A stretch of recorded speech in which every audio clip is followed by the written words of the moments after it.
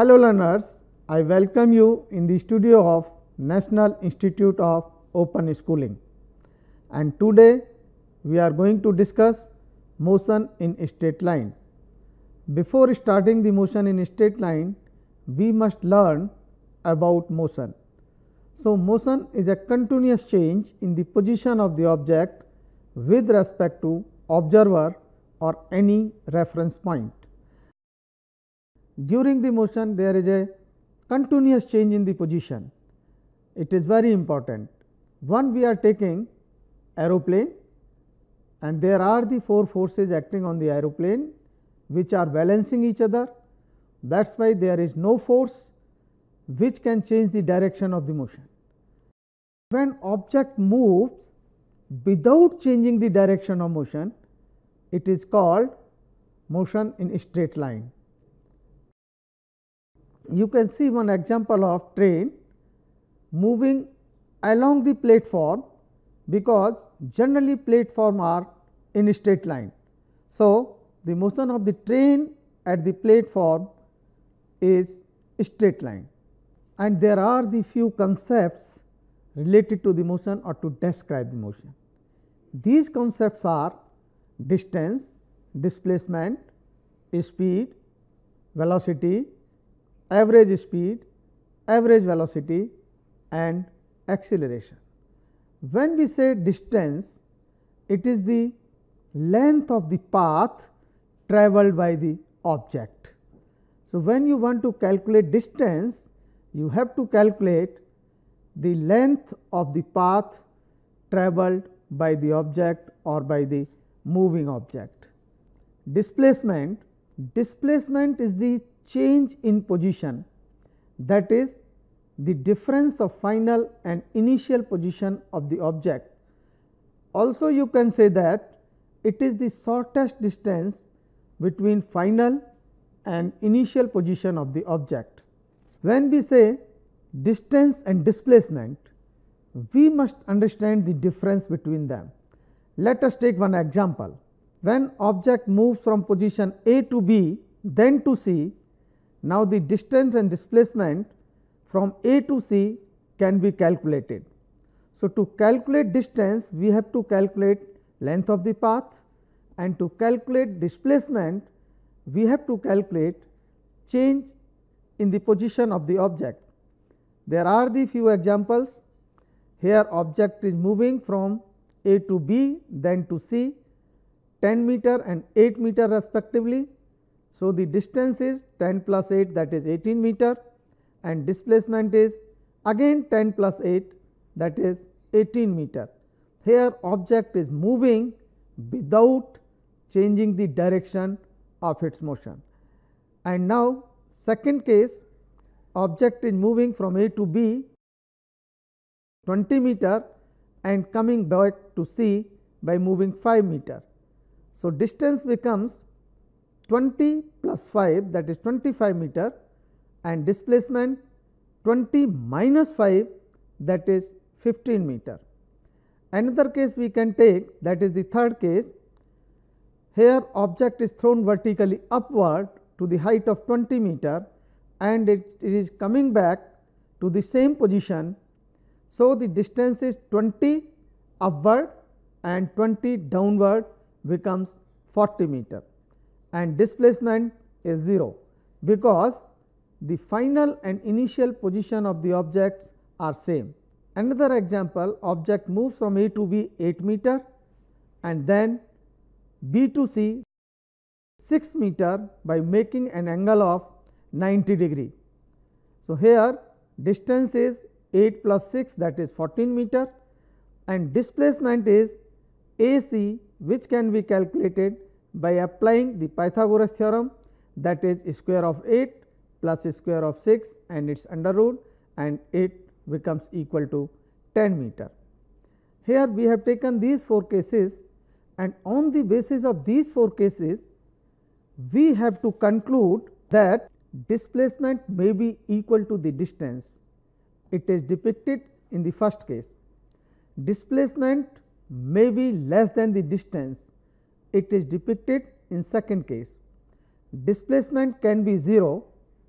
it is depicted in third case, and distance cannot be 0, because in all the 4 cases the distance is not equal to 0.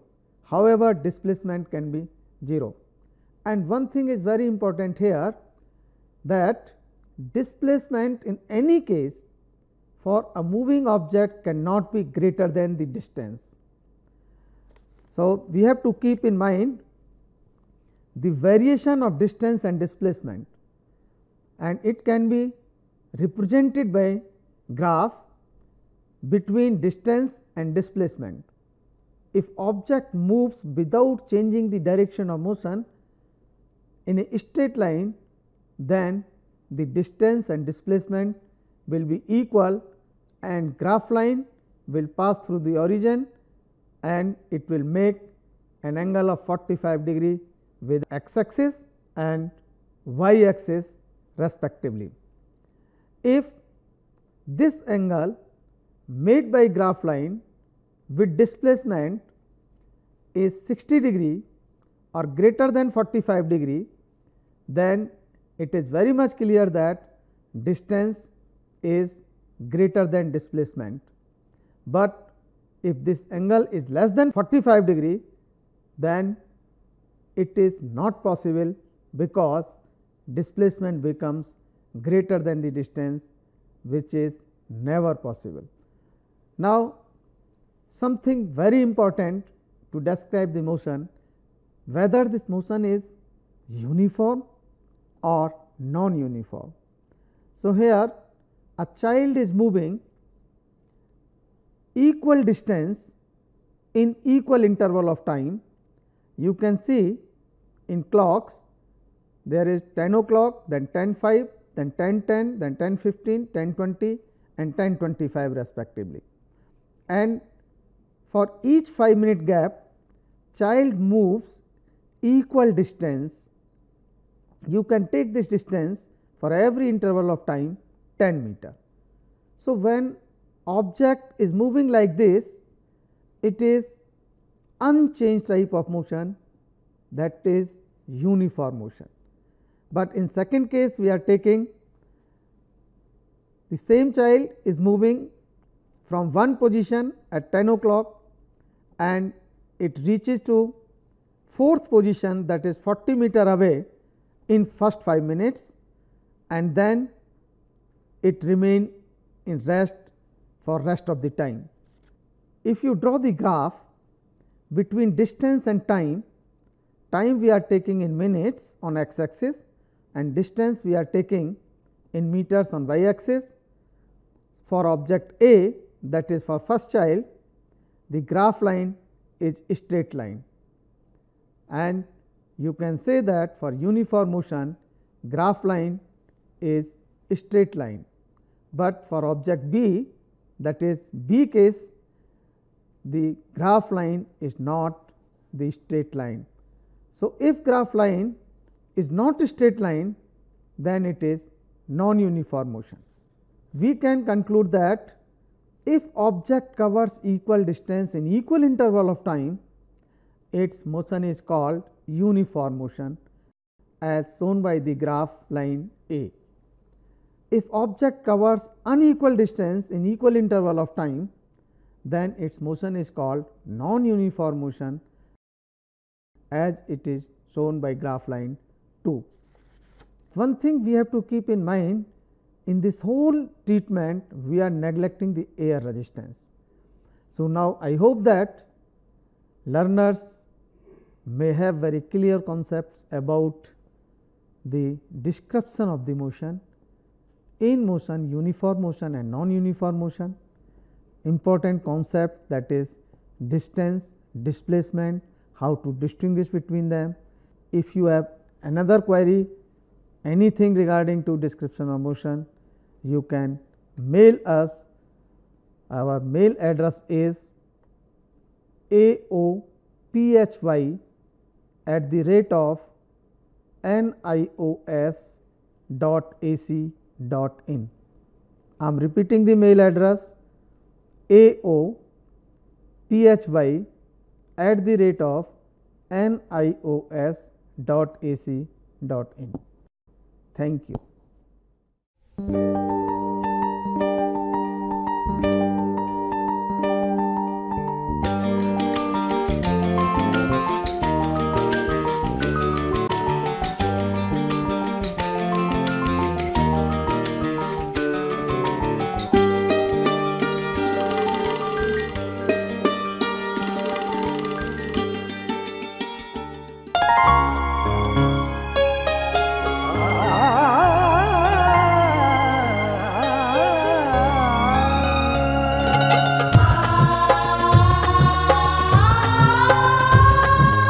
जीवन ये प्रकाशित करने, राहों को आलोकित करने, हम अपना दीपक स्वयं बने, हम अपना रास्ता स्वयं चुने।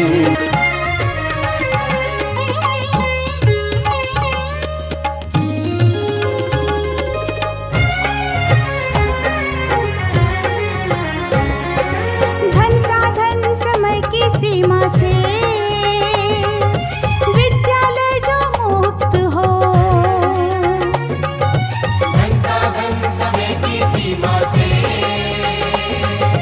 विद्यालय जो मुक्त हो। कभी पढ़े हम कहीं पढ़े, वे विषय की लोच से युक्त हो। मित्रों हम उठे और जागे,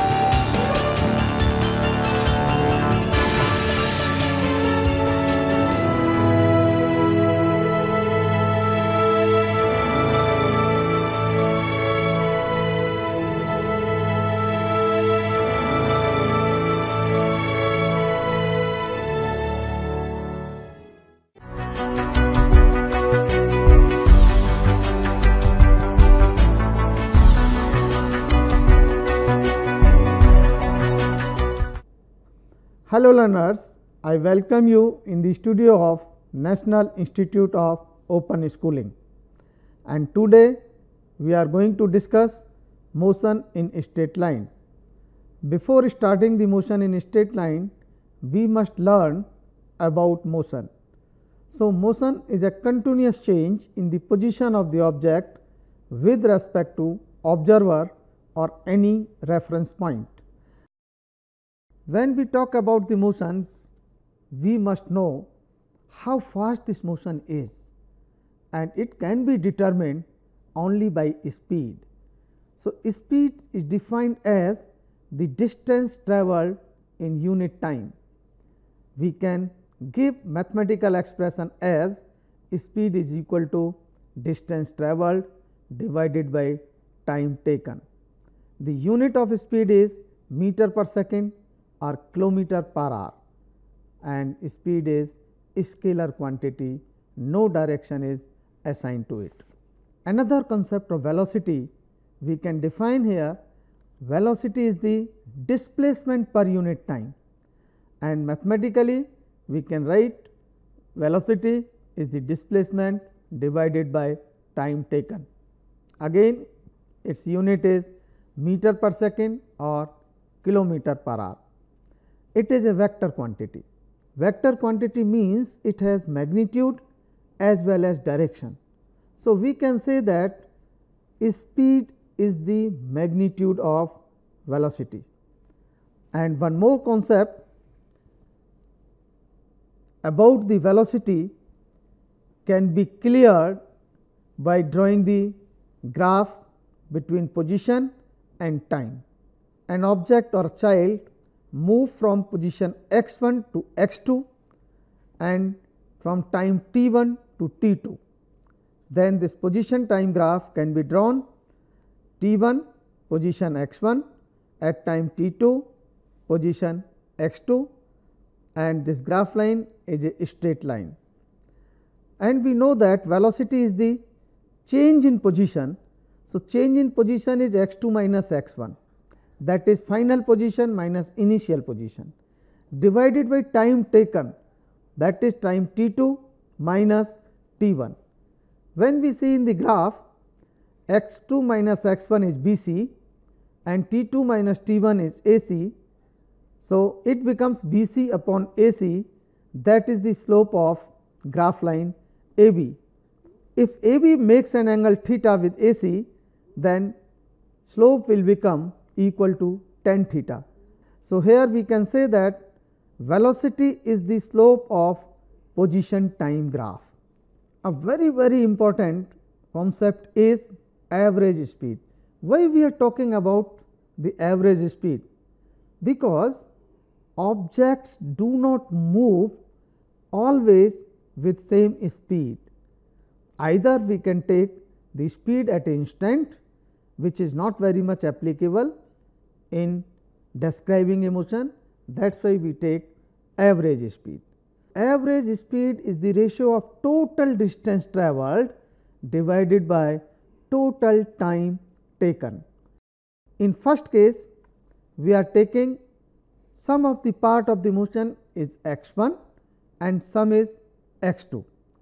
x1 distance is travelled in time t1 and x2 is travelled in time t2. So, average velocity is total distance, that is x1 plus x2 divided by t1 plus t2.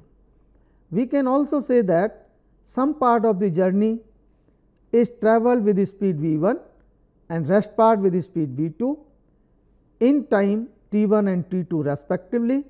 Then the average speed will be given as v1 t1, that is again a distance, plus v2 t2, it is again a distance divided by total time t1 plus t2. Similarly, if object covers x1 distance with the speed v1 and x2 distance with the speed v2, then the average speed will be x1 plus x2 divided by time of first half, that is x1 upon v1 plus second half, that is x2 upon v2, and we can simplify it. We will get x1 plus x2 multiplied by v1 v2 divided by x1 v2 plus x2 v1. So, these are the expression to calculate average speed. In first case, speed is not given, in second case distance is not given, and in third case time is not given. And here we can take one problem. If Alok goes to school from his home with the speed of 40 km per hour and comes back to home with the speed of 60 km per hour to collect the project file, what is the average speed? So, here the distance of going and coming is equal, that can be taken as x. So, here x1 plus x2 becomes x plus x, and the product of v1 and v2, that is 40 into 60 divided by x, we can take common, and 40 plus 60, and on calculations it comes equal to 48 km per hour. Now, we can take average velocity. It is the ratio of net displacement to the total time taken. Since displacement can be 0, but not the distance, hence average velocity can be 0, but not the average speed. Speed is the magnitude of velocity, but it is not equally applicable for average speed and average velocity. Average speed will not be the magnitude of average velocity, because average velocity can be 0, but not the average speed, and these two statements are applicable only for instantaneous velocity and instantaneous speed. When we talk about how fast velocity is changing, then we can introduce a new term or new concept, that is acceleration. It is defined as the rate of change in velocity.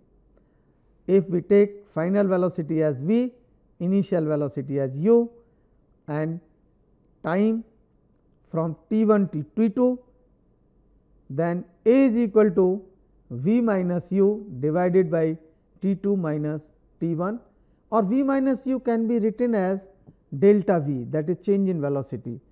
T2 minus t1 can be written as delta t, that is time interval or time taken. If time interval is only t, a can be written as v minus u upon t, and we can write v is equal to u plus a t. This relation is known as first equation of motion. If these initial and final velocity v u and v respectively, then distance can be calculated as the product of average velocity and time taken. Average velocity here for uniformly accelerated motion will be u plus v divided by 2. Now, to calculate distance, we can multiply it by time t, and we can simplify by putting the value of v as u plus a t, and we get s is equal to u t plus half a t square. Here s is the distance travelled. This is called second equation of motion. We can get one more equation by squaring the first equation of motion, that is v square is equal to u plus a t whole square, and when we simplify it, we will get u square plus 2 u a t plus a square t square, and it can also be written as u square plus 2 a, we can take common, and inside the bracket it becomes equal to u t plus half a t square. So, the equation becomes v square is equal to u square plus 2 a s, that is known as third equation of motion. But third equation of motion is not fundamental, because it is derived by using first and second equation. We can describe the motion with the help of graphical representation. So, first we are taking velocity time graph. The initial velocity is 0, then after 5 minutes it becomes u, then 2 u, then 3 u, and the final velocity v becomes equal to 5 u. So, this is velocity time graph. Here we are taking time t1, where initial velocity is u, and time t2, where final velocity is v. We know that acceleration is change in velocity upon time taken, that is v minus u upon t2 minus t1. V minus u in the figure can be written as b c, and t2 minus t1 is a c. So, acceleration becomes equal to b c upon a c, that is the slope of the graph line a b. If this graph line makes an angle theta with the time axis, then we say that this slope is equal to tan theta. So, similarly, we have already calculated velocity in position time graph, that was the slope, and here slope of the velocity time graph is acceleration. If object moves with constant velocity, then the velocity time graph can be plotted as shown in the diagram. Here velocity is uniform, so distance will be given as velocity into time, and when I write velocity v, it becomes equal to O into A in the figure and time O to C. So, these are the two sides of the rectangle, and the multiplication of these two sides becomes the area. So, we can say that distance is the area under velocity time graph. Now, we are taking another view of graphical representation to describe the motion. If object moves with initial velocity u and after time t this u becomes equal to v, then velocity time graph will be as shown in the figure. Here graph line will not start from 0, that is it will not start from origin, because initial velocity at time t1 is not equal to 0, it is equal to u. So, we are taking time t. So, here the graph line is a b and acceleration will be the slope of this graph line, because it is velocity time graph, and it can be calculated again as the ratio of v minus u upon t, that is b c upon a c, and again this equation can be obtained as v is equal to u plus a t. So, this is again the first equation of motion, but it is derived by graphical treatment. If distance is to be calculated with the help of this graph, we have to calculate area under the velocity time graph. So, area under the velocity time graph will be area of the rectangle OACD plus area of the triangle ABC. It can be written as OA into AC plus half BC into AC, and we can put their values. We will get UT plus half V minus U into T may be equal to UT plus half V minus U upon T into T square. Here we have divided by T and multiplied by T. So, it becomes equal to UT plus half AT square, because V minus U divided by T is acceleration. So, this is again the second equation of motion. One thing we have to keep in mind, in this whole treatment we are neglecting the air resistance. So, now I hope that learners may have very clear concepts about the description of the motion, in motion, uniform motion and non-uniform motion, important concept, that is distance, displacement, how to distinguish between them, speed and velocity, one is scalar quantity, one is vector quantities, and then acceleration and relationship between velocity, time, acceleration, distance traveled and their graphical treatment. So, graphical treatment is a very simple treatment to describe the motion. If you have another query, anything regarding to description of motion, you can mail us.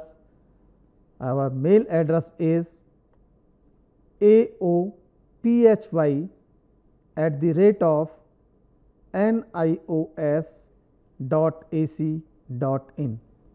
I am repeating the mail address aophy@nios.ac.in. Thank you.